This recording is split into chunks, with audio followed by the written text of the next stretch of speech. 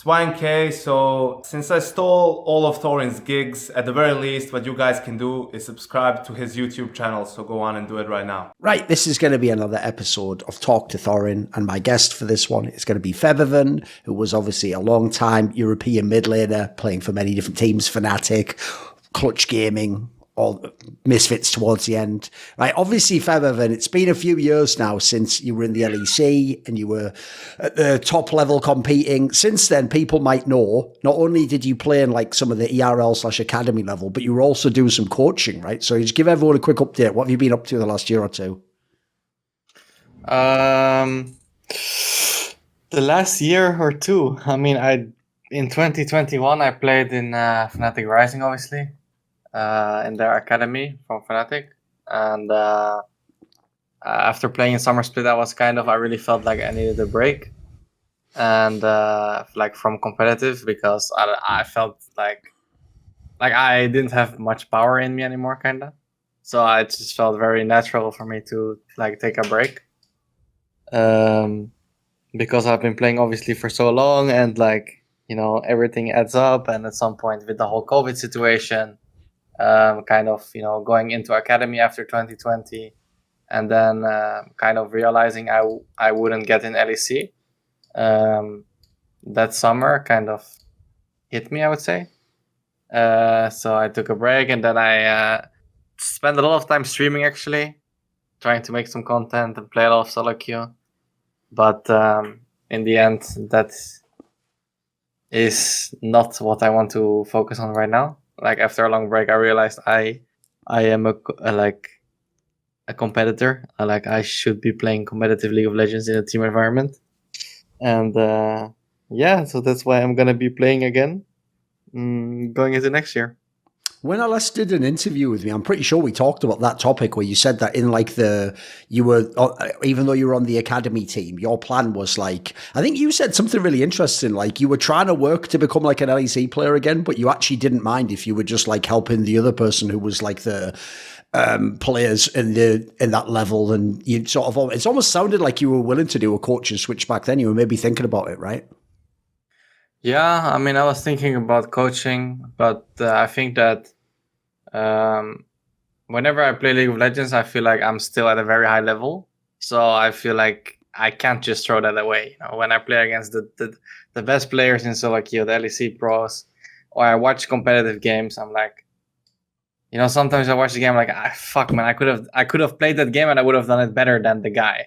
You know, or I play in solo queue and I show myself that I'm still so skilled, because obviously I've played for so long. You create like incredible skills over the years, right? It's not like Sure. it's not like it's not something you can just throw in the garbage, or like you don't gain anything from it, right? So I think that confidence that I show myself that I'm still at a really high level makes me just really want to play.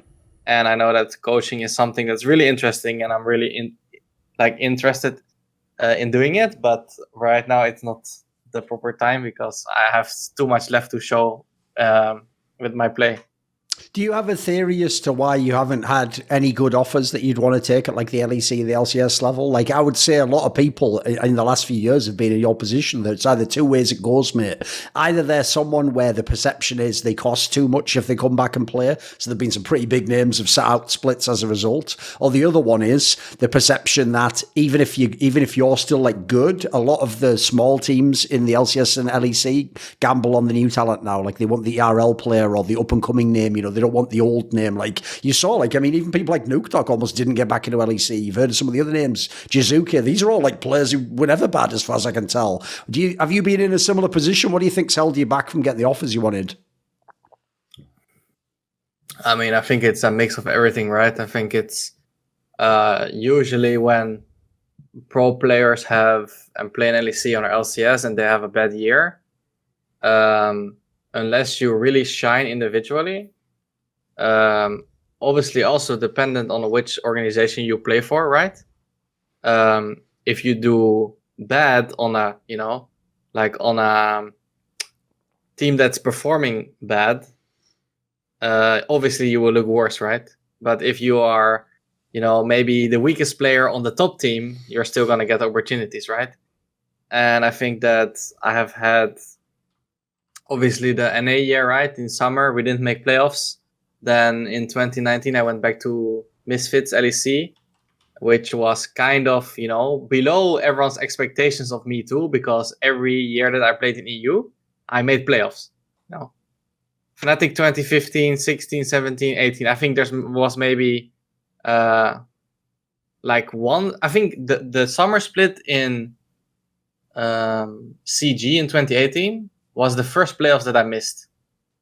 So I think that people also kind of, as a player, you start living up to that and you have really high expectations, right? So when you don't get it, it's like it hits you, right? But also the perception of people when they see a player high caliber kind of struggle, then they not instantly, but I have a feeling that people look down faster on you, which is obviously makes sense, right?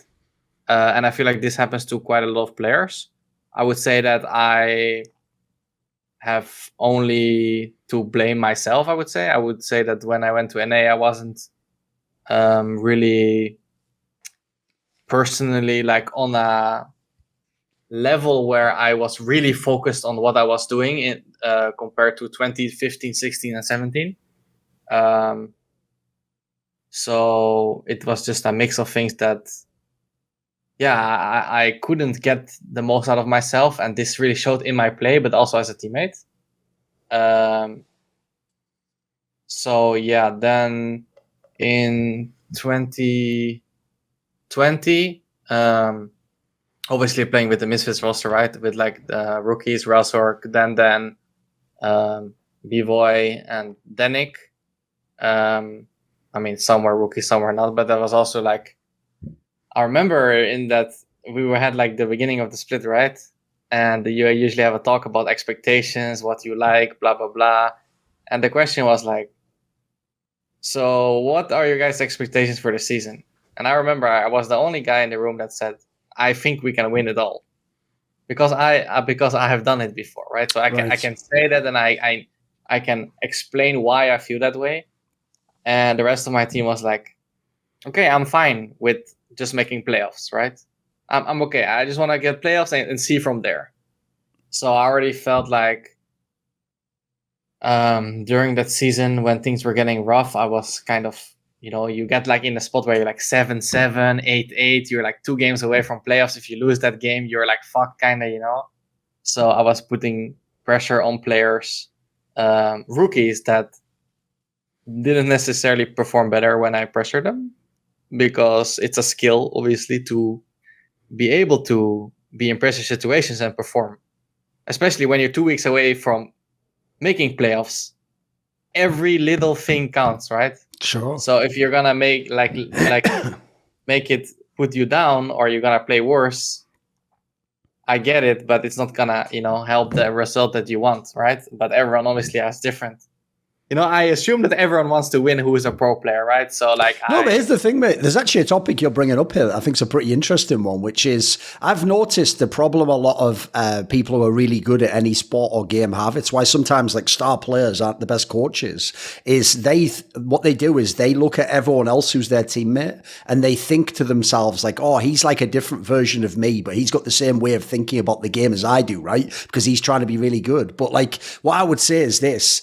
There's some people obviously respond differently, like you're saying now, right? So if it was you, and I bet if you had a teammate like you and they came to you and they were look, you're not playing well enough, we got to get to playoffs, we've got to get to a higher level if we want to win, you'd probably respond really well to that. Maybe that's what you want to hear from a teammate. But there's some people I've seen where some people just crumble if you do that, I'm sure if we get into talking about the difference between NA and EU, etc., I'm sure some of this is part of it. I've heard similar stories. Maybe the NA players don't like to be criticised, or they feel called out if someone says they did something wrong in the game. It's kind of a tricky area, right? It's easy to just think if they want to win like I do, they should respond the same way I do. Yeah, actually, when you talk about it, I actually get goosebumps, because it shows when someone cares so much and he's really the thing is that a lot of people take things personal, right? And in esports world, that majority of people, they're young. Even the coaches, I would say, are the upper management, dependent on the team, right? So I would say that most people take things personal. So you have to keep reminding yourself and your teammates that you're doing this because you are so passionate and you really, you want to make the best out of the situation, right? So if someone is saying that to me, as you described, I would feel inspired, Yeah, exactly. I get so much energy of that because Sure. I've seen the greatest in basketball and stuff like this, and their work ethic and stuff, and it's just so incomparable that when you see someone trying so hard, putting so much hours, making all the effort that he can do, when that pays off, it obviously feels amazing, right? But it's kind of rare to see. So yeah, it's not like it's you can see it as a problem, but I think it's just the scene is too inexperienced and people are not looking too how do you say philosophical into Philosophically. philosophy, yeah, like that, yeah. Yeah. No, I think it's a very ignored area of the game. One thing actually we could bring up in this sense is, it's why I actually don't think, by the way, there's very easy answers to these topics and questions. I think everyone's got to figure out a different approach. Because when we have all this discussion, it's going on right now on Twitter. It's the same discussion everyone's had a million times. And it's basically can be summed up as why are Koreans so much better than everyone in the West when we're all playing the same game? And all the discussion always becomes stuff fans just think everyone's just lazy in America. They just only care about money. And then people think oh no, it's because they don't how to have hard discussions. It's I don't think there's easy answers, mate. For example, if I had to look at the Korean or the Asian scene in League of Legends, I think it's super harsh, dude. They really do just sort of like what you're saying before. That's how they would talk to everyone. The coach guy would just tell you look, if you don't step your play up, I'm gonna have to replace you with this guy here. And then if you fail, you fail. If you make it, you make it. They don't really seem to care if a few people get tossed to one side. The problem we're having in the West is we're trying to do the opposite. We're trying to make it right, no one can ever have their feelings hurt. No one can ever feel pressured. That's going to be really negative. It could make them feel upset. But then I feel we're going too far the other way. And then you're making it no one's going to have the fire you're talking about. There's got to be sort of a bit of both. And also, I'm sure it's different for each teammate. It sounds really complicated actually being a coach nowadays, mate. What do you think? I mean, I'm sure when you were in the team in America, it was very different from the ones in Europe, right? Yeah, I mean, I think, as you said, right, I think the foundation and the experience is just way more evolved, I guess, in the East. The foundation of pressure being put on you is already so much higher that it's just expected, right? Yeah. Obviously, in the West, you're expected to perform and stuff, but I think it's just the extra little pressure on top. Obviously, there is not every team is like this in Asia as well, right? Of course. There's gonna be a lot of teams that have this, this diamond, this guy that's really knows what it takes and has lived experience before and has won worlds before, for example, and exactly can explain how he felt and stuff like that. But I think that, obviously it's all player dependent, right? What do you really how hard are you grinding? How bad do you want it? Is this everything that you want? Are you sacrificing everything that you can, to be a better player and be a better teammate, right? I think that isn't that what you're sort of discussing? I'm sure one of the things that's probably surprised you, right, being in all these teams is, let's be real, I've known a lot of players for Febiven. Most players aren't doing what you just said there. If you actually, I know it sounds harsh, but if you actually described how most players are in League of Legends, in my opinion, is they're really good at the game. That just happened to something that came for fun and when they were playing, casually. And then they got semi-pro and they were wow, this is cool. How good can I be? But even when they get to LEC, like you were saying about those teammates who are rookies, they're not really thinking wow, I'm going to be the greatest LEC player ever. I'm going to beat Caps and go to Worlds. They're just going hey, it would be cool if we made playoffs. They're just sort of, it's they haven't fully got the professional mindset, right? They're just kind of there because they're good at the game. Yeah, I guess this has to do with also your upbringing, I would say, maybe. I always played football when I was small, and I played video games since I was 5 years old. So I was always competitive, and I was always playing, pushing myself in a sense, right? And like I had to, because if I wouldn't, then I would lose something, whether that's a card game or a fucking like football match or like a Call of Duty match, something like this, right? Like I would get angry at myself if I wouldn't be beating the guy. So I brought that into League, which helps me so much as well, because it's a competition. If you don't push yourself, eventually you're gonna fall, right? Sure. And I think that this is something that some players have. Like I would say that, for example, Upset has this. There's a few players that they have the drive, and they just keep pushing, and they have so like high expectations, and they don't accept playing bad, or they don't accept getting better, because will be the end. This is what they've always done. So there's no other way, And I think that this is something that some players don't have. Probably they just, went to school. Maybe they had a bad school experience. They just played video games because they just wanted to get away from everything. And then suddenly, if you put your hours in, you're going to get good. But when you're really good, what is your mindset, And I think that the players who push themselves will always be a step ahead. Obviously, as I said, you're going to get multiple personalities. That's why as a coach, it's extremely hard to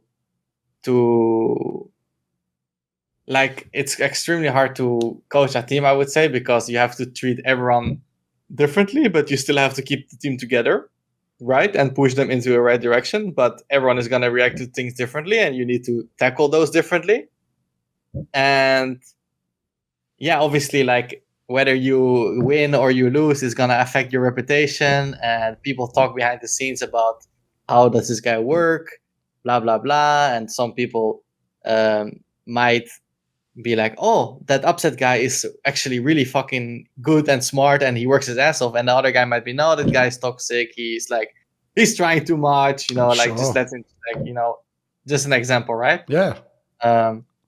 But I think that I'm not exactly sure what happened, what was the discussion, but if you could explain the Vulcan thing, because I just read it. Sure. As far as I can tell, right, I haven't read it all myself, but as far as I can tell, the gist was this, right, is that basically it's this thing I've actually called out a lot of fans for too, which is, when every year, NA does way worse than all the major regions, and obviously it's usually even worse than EU, and then no one's close to Korea and LPL anymore, right? When that happens, in the past, fans used to just get mad at the teams because they didn't do well, right? But now they get mad at the whole region because they know LCS just never produces anyone that's really going to win worlds, right? So the way they get mad is this. They sort of go it's these bloody pro players, they're all just lazy, not like the Koreans playing 15 hours. So the point Vulcan was basically making, and by the way, as far as I know, Vulcan actually is one of the LCS players who grinds quite a lot. And if you look, not only is an actual native player from Canada or whatever, but he's actually pretty good. He's someone who has put in a lot of work to get good over the years. So obviously I think the reason why he was responding is his point basically was sort of yeah, but the guy saying that to me, the random fan, is he good at anything in life? Has he ever pushed himself? Isn't he just some guy in platinum level just sort of looking at me going why don't you get better? But it's but who are you as the fan? I thought talk as the gist, And by the way, I sort of agree with him. I'll tell you why, Febiven. Because you were saying earlier about how the expectation in Asia, for example, it doesn't just come from the game, it comes from society. Over there, school, they are super hardcore about that, dude. The joke over there is there's a famous joke, but if you get the A minus, then the dad's why didn't you get A plus? You know what I mean? What the fuck? A minus is pretty good. But that's not the mentality. The mentality is be the best you can be and get the absolute highest level. So the problem I think is this, even though it sounds just a joke to that fan, it's sort of true. Even the people who are just the normal people in Korea are going super hardcore at their work, at their job, at school. Everyone's going super hard at everything. And by the way, there are downsides to it, of course. I'm sure some people go crazy from it or can't handle the pressure or whatever. So it's sort of true. I sort of got the point of what he was making, which is aren't we all like this in the West? Haven't we all got sort of a mentality of trying to do the bare minimum and just have fun and not push ourselves and not battle to be the best? So it's sort of true. I think it's actually very rare that you have people. I mean, like you said it there, maybe in your case it comes from your background. Maybe that's just who you were when you were a kid and what different experiences pushed you to, right? Yeah, I mean, I do think that it also obviously like the East has larger sample size, right? So Sure. you're just naturally gonna be like have better players and more, more better players, more people that are, that athlete that you're looking for, right? But I think that obviously like there's always things that you could have done better, right? Like let's say every LCS pro could have, like maybe there's one guy that I mean, obviously a lot of people believe that they can, like they have done everything that they could, but for example, like the Barrow guy, right? He went to Worlds and he didn't play a single solo queue game in NA. And I actually think that's pretty smart, because I think that the guy is already at the point where he, like, I think that this guy is already, he's like 25 or something, right? He's like a more experienced player. Oh, he's mega experienced, yeah. Like he's probably at the point where he is like, I don't need to spam Heimerdinger 50 more games. Like I just need to, maybe play a custom game, make sure I know everything, not expose myself to playing with X amount of ping, because it's going to affect you. It's actually going to make you play worse. But I do think that the conditions there, they are obviously the worst, right? Sure. So if I would return to NA, for example, I would, when I was there in 2018, I was grinding so much solo queue. It was really stressing me out. In the end, I got rank 2 in solo queue in the end of summer, I believe, or spring. And I was really stressed out, but I realized that I should have probably put more time into my teammates and look more at what the East was doing, right? And watch more VODs and stuff like that to improve. Because you're not gonna get necessarily better by playing 50 games than watching one VOD of, Showmaker playing this matchup, because they are already a step ahead. So I think that knowing that they're already a step ahead, right? It's the same for EU, honestly. Like it's the same with EU. Like the East is ahead. I think just that EU has more talent, so they sometimes get more, further into the tournament. But in the end, they lose, because the only way I believe that EU is gonna win is if the East has like a really bad day, if it makes sense. Sure. Because they are just better at everything, right? So I would say the odds are like really in favor. I'm not saying that's impossible, but I think that when you know that your solo queue is this and you have 50 ping and it's gonna make you worse at champs, then just don't play it. But then try 200, 300% in scrims, play more scrims, watch more VODs, do more team activities, make sure that you are, like don't blame the solo queue. Like if it's shit, then okay, let it be. Like you can't do nothing about it, right? Like you can talk about it with Riot or something, or go to Korean boot camps, like something like this, or go in an EU boot camp. Like it's pointless to blame stuff, obviously. And I get that there's a lot of people who want to play solo queue, because it takes a lot of time to get good at every meta, and a lot of different champions are in the game. So like you want to max, obviously, like you have to kind of do repetition, right? But yeah, every player also improves differently. Like some guy cannot learn from Showmaker playing a matchup. Like he actually has to play it himself like 20 times. You know what I mean? So it's like, I think there's a couple of things you're bringing up here that make sense. So, like, one is, like, you've mentioned this in the past when we've done interviews, is that you are someone who spent a lot of time watching, like, the best Korean mid laners play, for example, Faker, Showmaker, all the really good ones back in the day, right? There's an area already, Febiven, that even though every pro in LCS and LEC says they'll do anything to win and stuff, they don't do that. A lot of them don't do that. Like, some do every now and then, but a lot of them, even then, as you're saying, his as well, maybe they watch it on a second monitor while they're playing, but they're not really studying it, right? Trying to figure out what he's doing in the laning phase or what he's doing with his abilities. Like, that's one aspect I already think, like, that's how you do extra if you're a Western pro, I agree. And then the other thing is this. When you said how when you were in America, you were playing loads of solo queue, a lot of people might not remember this, but I remember everyone saying about, like, oh, look, Febiven's so toxic, like, look at him complaining in solo queue. But it's like, to me, what I actually took from that dude, because I've heard that story so many times in European play, players. It's like over there, the mentality is if you play solo queue and the games are just shit and people are trolling and people are just in, you're supposed to just go, haha, who cares? And then just waste your time for like 2 hours or whatever. Like, if you actually sort of say, like, dude, this is my fucking job. I'm trying to practice like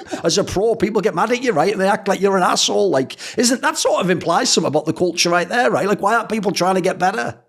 Ranked's where you're supposed to try and get good, guys. If you want to go and have fun, go play a fucking ARAM or a normal game. Why are you in ranked? You know what I mean? I don't get it, mate. Yeah, I mean, this is something that's like it's out of your control, right? Sure. It takes a lot of patience and acceptance to understand that you're better off playing solo queue, just muting everyone. You know, sometimes you have to mute the pings of your teammates, but clearly don't chat with people that are trying to, you know, provoke you or something, or just like some people would just run it down on purpose, right? But it's like at some point you build resilience that you go into the game and you know what you want to practice, and regardless of what your team does, it doesn't matter to you because you know what you're getting out of that game.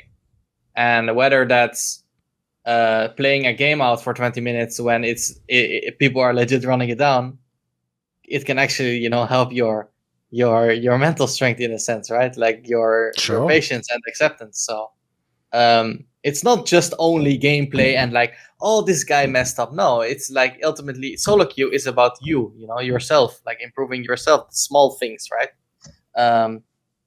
And it's also like some people, they are high ranked, but they have no ambition to get better or, you know, to get pro or something. And that's also something you have to accept. Like, you know, not everyone is like you. Like, you need to try to understand what is happening, you know, like around you, and adapt. I think just being able to, you know, be flexible in your mind and be like, okay, I understand the circumstances. I'm going to accept it. I'm not going to blame whatever, you know, is going to affect my game, you know, or my improvement, if that makes sense.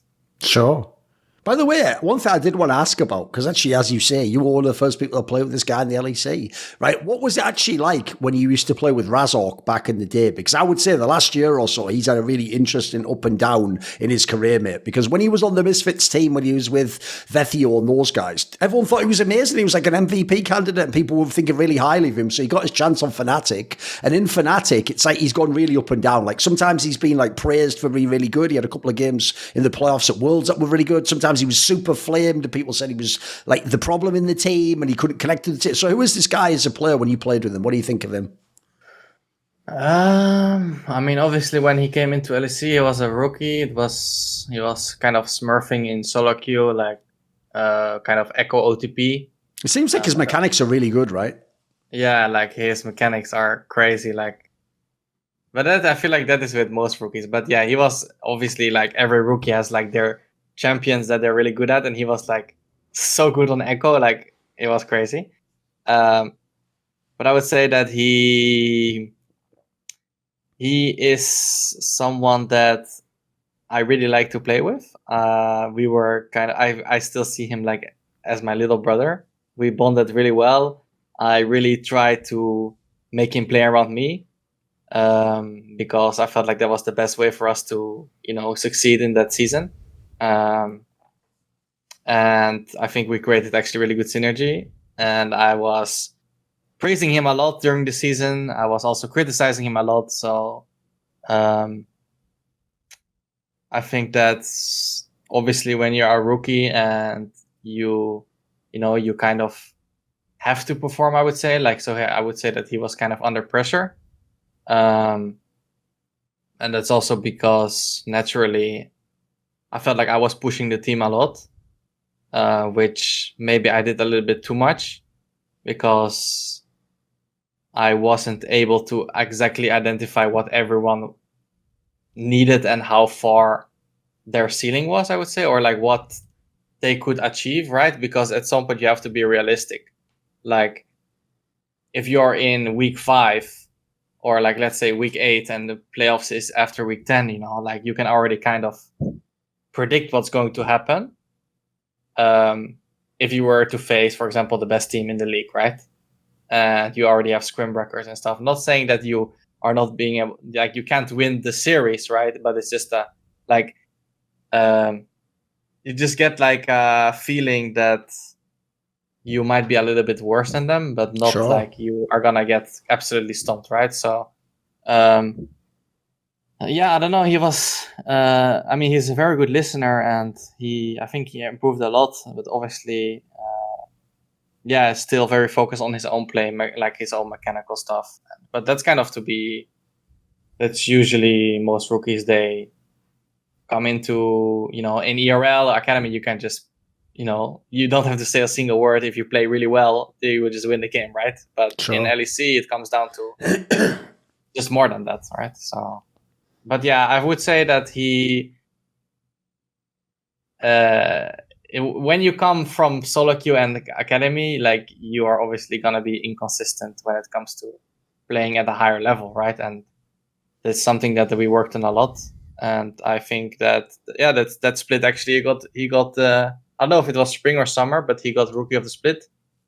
And I think it was because of our synergy. Like, we really, like, we were actually just like, yeah, we were actually like fucking mid jungles up,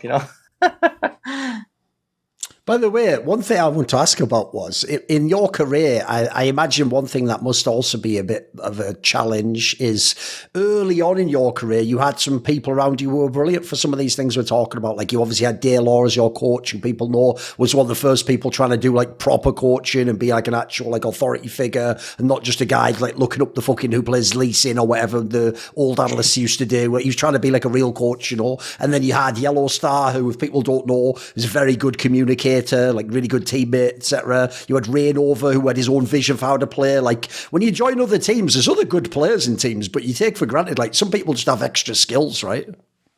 Yeah, I mean, honestly, when I look back at it, like, Yellow Star really carried us. Like, that whole season 5 run, obviously, like, he had his gameplay, which was, he had decent gameplay, right? I would say that the rest of us, we were like exceptional, kind of. But his communication was exceptional and like amazing, right? And meanwhile, our communication from the rest was like average. So just us being able to play our game. Meanwhile, he is legit shot calling the game from beginning to end, telling us where to go, when to base, when to fight, how to not fight. It's actually like, this is what really separates like the great teams from like the okay-ish teams and like the the average teams. Like, you have someone that is a leader in the game, like, it's so important, because usually when you look at like LEC playoffs or World Championship, like if you look at, for example, EU this year, right? Like, they had FNATIC, G2 Mad, and who else was there? Rogue. Yeah. Yeah, and you can all see that in those teams, there's a guy, or there's a good mix of players that have the experience to be clutch, perform under pressure, and just perform when it matters, right? And people that have gone through struggle. And if you don't have that mix, like, if we wouldn't have Yellow Star, we would have, I don't know what would have happened. Like, I don't think we would have been so dominant, but you could also say that about other pieces, obviously. But I would say that is so crucial. And I really, really believe that Yellow Star was like, you might think that it's like the player's mechanical skill and stuff. No, but it's actually the guy who brings his team together, like, makes his team follow him. Sure. And because I've seen this and I've experienced this, I am trying to, grow into that role as well, where I'm, in my sense, I see the perfect player as he's flexible, he can play everything, he's really good at everything, but he, most importantly, can carry his team from start to finish of the game. You know what I mean? And brings his team together, makes his team better in practice, like. And I feel like that is needed for a team to win a championship and go further. If you don't have that, I feel like the other team will have it, so they will just outperform you. No, I even think that might be an area that, like, maybe the game needs to level up in terms of how we build teams. Because actually, when we're building teams, everyone seems to still do it. Like when you're making super teams, you just try to get the best individual player for each role, and then in your brain, you think if you put them all together, they'll be the best team. Whereas, as you're talking about, most of the best teams, I mean, if you just even look at the Western teams, almost all the great teams had someone like Yellowstar, Mithy, Perks, like figures that can do this extra quality. Like they're not just there because they're good at the game and their role. They have some like captain quality or leadership or communications, their strength, right? But the problem is, like, you're not just going to see like someone's ERL play on a VOD and know if he's good at that. You're going to have to scout whether he's that person or not, right? Because it sounds like every team needs one at least. Yeah, I mean, I think it's obviously, I think that, okay, so I've played in a lot of teams, and I can tell you that most players they're just playing their game. And there's a very few who really go the extra mile and really push themselves to the limits, you know? And what I mean by that is kind of a guy who is like pushing himself, but most importantly, pushing his team, you know? Like putting his team before himself, if it makes sense, you know? Because it's a team game. Like you need to. No, you're exactly. not gonna carry games by mechanical skill, you know.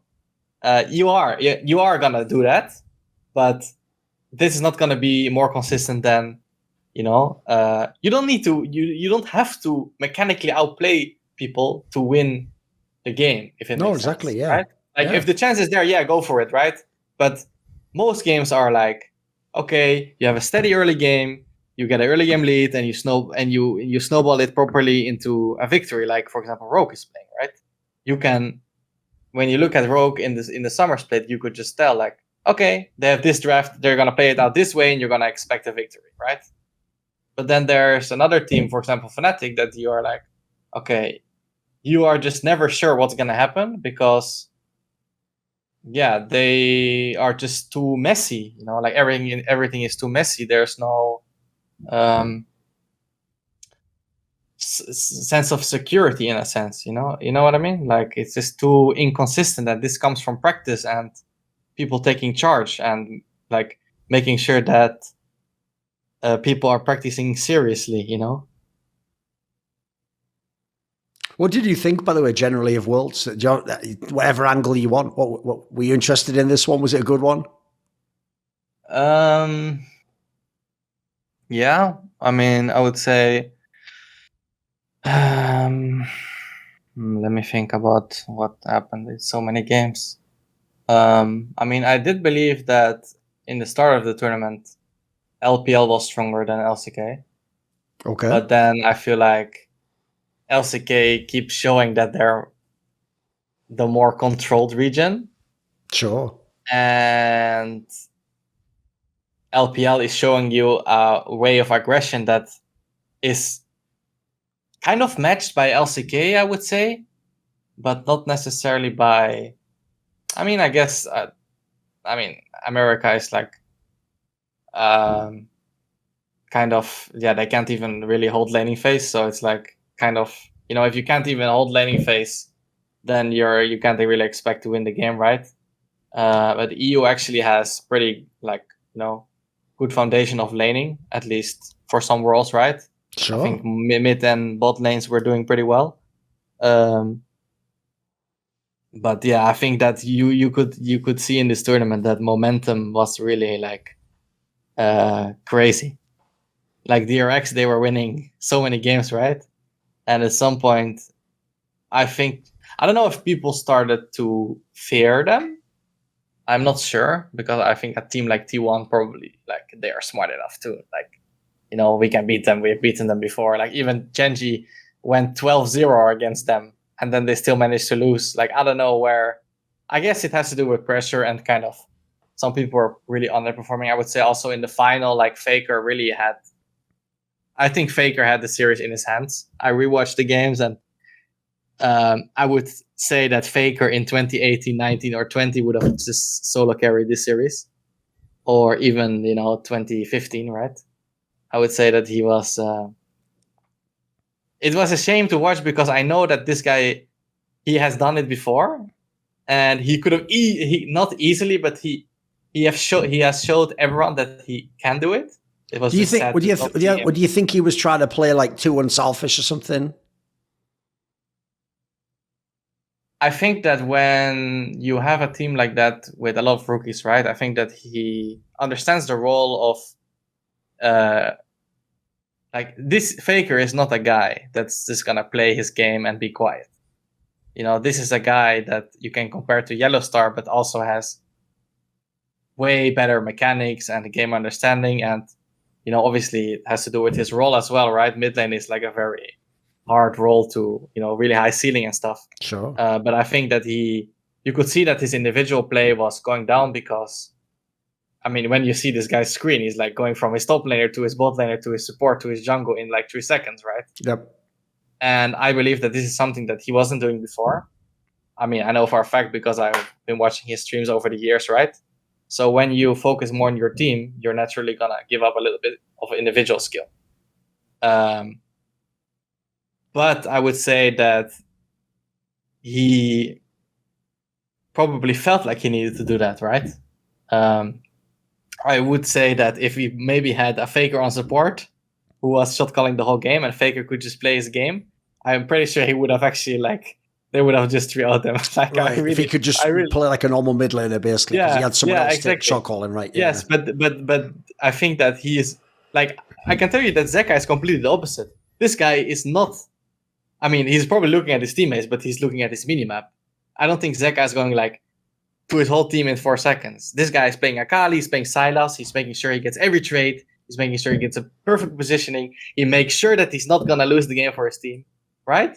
So it's like two completely different players against each other. But I would say that when you are support, it fits more the role to be a shot caller because you're support, right? And mid laner is like more, how to say, it's more of a carry role. Like you could see that Zeka was out carrying everyone, right? So yeah, true. Yeah, I think that T1 didn't have. I mean, they had who is their support? Kyria, right? Yeah, Kyria. I don't think that he's the type of guy either to, you know, Faker is naturally more that leader type, and he knows, you know, what has made him won worlds before, and this guy is like more advanced than anyone, right? By the way, one thing you were bringing up earlier that I would also like to ask you about is another thing I think a lot of the Western pros have as a problem is, even though in interviews before World starts, they always say all the right things like, oh, I think we can do really well this time. And like, you know, we're really confident, like we've been practicing. Like so many of them, dude, like if you could give them like, you know, in like fucking James Bond or something, where they try to give them like the truth drug where you just have to say the truth, you can't lie or whatever. If we could give them the truth drug, dude, these guys would just admit they're all afraid and they don't really think they're going to beat like Chovy or fucking Ruler, etc. Like they, even before the tournament's begun, they've sort of in their mind lost the tournament, right? A lot of players, surely. I mean, obviously, like if you think that way, right? I think that you are really setting yourself up for failure.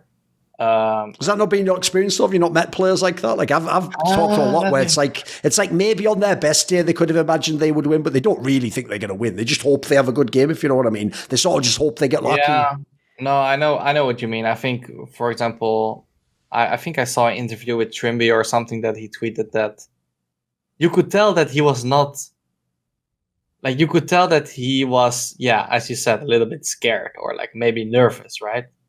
But that's gonna hold you down. You know, you're gonna play against 5 players that don't give a fuck. Sure. They win the world finals and you don't even see them smiling. Like they don't give a fuck. You know, like so they are not afraid of anything, and they're not even like some players are, you know, they win LPL playoffs and they're just sitting in their chair, not even standing up because it's just LPL playoffs. Like they wanna win everything, you know, like it's not done yet. But I think that I'm not sure. I would say, yeah, there's probably a lot of players who think that, but they will never.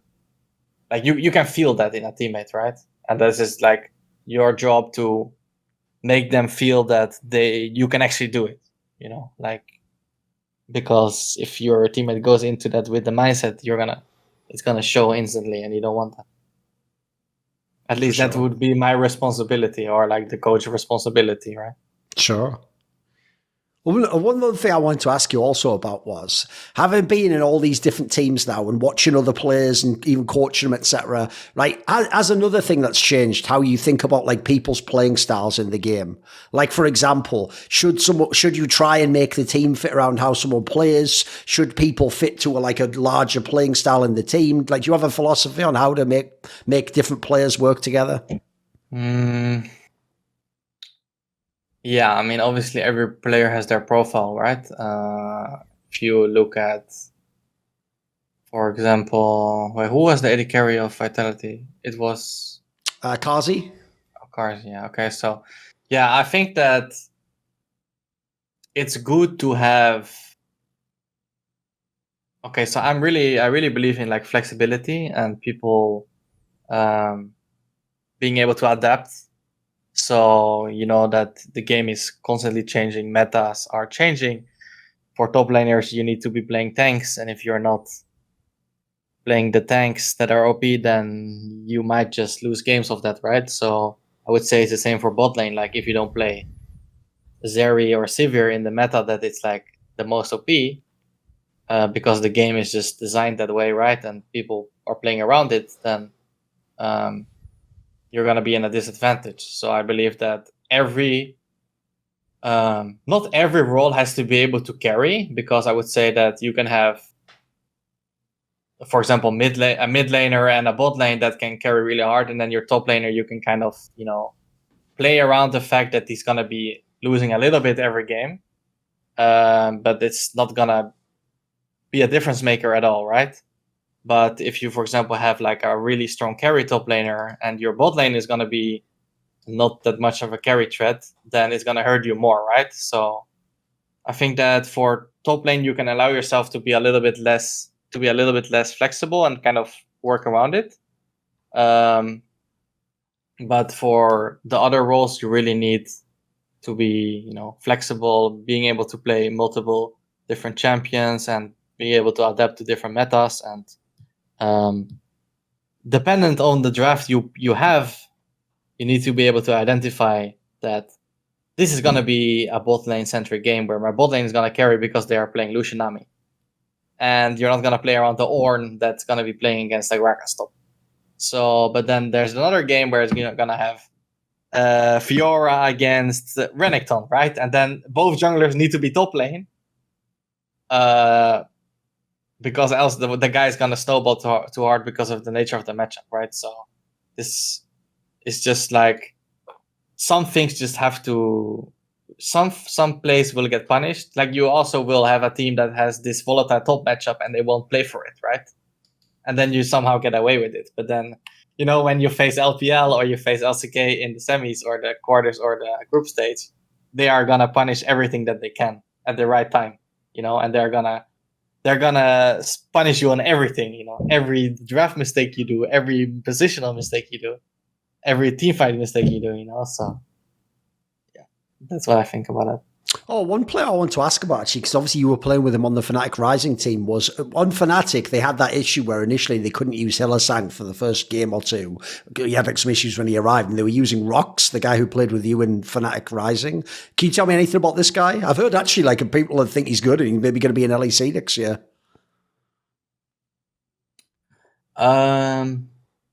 Yeah, I would say that he's a player that is a little bit like, he's like my age, 26. He has a lot of experience. He's a confident guy. He knows how to win. He knows how to communicate with his team how to win. He plays multiple different champions. He's flexible. He's also someone that's extremely serious and will make sure that your team is practicing properly. Because if you are not, he will, you will hear him, like you will not see a happy Rooks when, for example, 3 scrim games are wasted. You know what I mean? So he's someone that holds people accountable and, wants them to improve, because he knows that he's been playing for a while now. And I think this is going to be maybe the first time he gets into LEC, right? So I can feel that the guy really wants it. He really wants to make it count. Because if he doesn't make it count now, how fast can you get into LEC and how fast can you get out of it? It can be like one Sure. split and you can be out. Yes. So like what I was thinking about a few days ago, I was thinking like, it doesn't matter when you get in the LEC, it really matters like what you do there. Because there's a lot of players that are like, okay, I made LEC and now I'm chilling. And this is like, they start becoming a little bit cocky. Like, how many people that I used to talk to, they were like in academy, right? And then they get promoted to LEC or the bigger league, and then they completely like, they kind of, it's not disrespect, but like they are not the same, because something got to their head. Yeah, they think they're entitled to be someone more, right? They're bigger than. Yeah, because they're getting hype and people are talking about them and they are like, following the whole narrative. And like, Sure. It's the same for like people that get MVP. There's a whole voting thing. People think that, for example, some players should get the MVP because of XX reasons. But you might think like, hell no, that guy should never get MVP. This guy should get it, But it's just like the hype around people, and yeah. What about this? I also noticed that when you were playing in the ERLs, you were actually playing, if people don't know, with Cody's son, the famous American player who used to play on 100 Thieves and who came over. Because a lot of people don't know this. He actually came to Europe and he's been trying to like make it pro in Europe. It's actually quite a cool story. Like everyone complains about NA pros being lazy. This guy's actually trying to make it. What was it like to play in a team with him? I saw you with old fucking Memento as well. If people remember him, Jungle from Schalke back in the day and Rockout or whatever. I mean, honestly, he's really great guy, and like he was constantly playing solo queue, 1 KLP plus challenger, like pushing himself. He really knew what he wanted to play. Someone who is just there to, play League of Legends and nothing else, nothing else. Like he would wake up, go to the gym, play League, make sure that, he talks about points in reviews. If the coach criticizes him, he's someone that's going to talk back and he's going to explain why, and he's not just going to sit there and take it, So he actually, he creates conflict, which is obviously good and pushes the team in the right direction, right? To get better, because this is what you have to do when you don't agree or you think differently about stuff, right? But I really respect him, and I really think he's underrated, actually. Right, obviously, we'll start to wind the interview down now. You hinted at the beginning that now, even though you did your period with like a little bit of coaching, you're in the ERLs and the academy team, etc., you actually want to be a pro player again. You want to be at the top again, presumably, right? Right? How realistic do you think that is? Like, do you have like a path in mind? Like, I have to get in LEC by this split, or I'll do this many more years, or what's the vision for how you make it work? Well, the last few months I have been spamming solo queue, and I am currently rank 6 in EU. So also I've played with Mirage, right, to help them in the promotion tournament, because I knew that, like, I was so confident that if I would go there and help them, I would make them win, because I know what I bring, and I would also like, there was just no doubt in my mind that I would help them and make them stay in the league. And I kind of wanted to prove that to myself as well, right? So after that, obviously being high in solo queue, a lot of teams actually, like during this off season, like have interest in me. Obviously, there's a lot of teams that are skeptical, and I also took a long break, and I'm also a little bit older, but would say that I've been through it all, right? So. No, I've actually like had, I would say, like at least 6, 7, 8 like teams reach out to me, even some LCS and LEC, and I have no problem you know, grinding from academy back to LEC because I'm so confident in what I bring. It's just a matter of time before people, you know, before I can, you know, show it and people will believe in me. You know, it takes time, patience, and I'm okay with that. You know, like sometimes I think like, okay, I'm 26 years old, but then I see, oh, the Wamne is 27 and he just won LEC. You know, I see, what's his name? Impact, you know, like smurfing, like when he's almost 29, you know, like double if potentially making a comeback. Like it's bullshit, you know, like I know that there's a lot of people that believe in veterans and players that have failed and have succeeded before, you know, like, because this is what shapes you, right? Like me taking 1 year off gives me a lot, you know, like for someone to take some time off the game, like it can help them a lot. And it's the same with like, you know, in my case, right, I won everything in 2015, right? Both splits, went to Worlds, had semifinals run. You can't get something better than that. But then I've also had the split where I didn't go to playoffs, right? So if you think logically, like you must, like I must have gone through so much different stuff. But obviously, like, yeah, it's not over, you know, like I proved myself. I'm number 1 mid laner right now in the EU solo queue. Obviously it doesn't mean I'm the number 1, you know, but like, I'm putting in the work and I know what I can bring to a team, and whatever team I join, this team will be the best. Like that's generally what I believe going into every team. And then in the end, it's, you know, up to people to see that. But that's, I would say, it's all in my control. Like I decide where I'm gonna be playing. You know, like I mean that if I deserve to be in LEC, I'm gonna be there. You know, and I will make sure that I will be there because this is where I belong. This video was kindly supported by Ahmed Hadjou, Hades GOUD, Matt Pugnatio Rajcula, Animosity, Butt Pounder 420, Jensen Goh, Kovacevicd, Ord, Tobias Bernasconi, Tosh, Torin, and as always, special thanks goes out to my main man, Jerky's Minion. Would you like to suggest a topic or a guest for my upcoming content? Maybe you want to ask a question in my monthly AMA. Would you like teasers to find out who the guests are for upcoming interviews and shows? Maybe you want to take part in one of those lengthy esports discussions with me that can go all over the place. Well, if so, put your money where your mouth is and join the Scrolluminati today, where in the description box below, there's a Patreon link.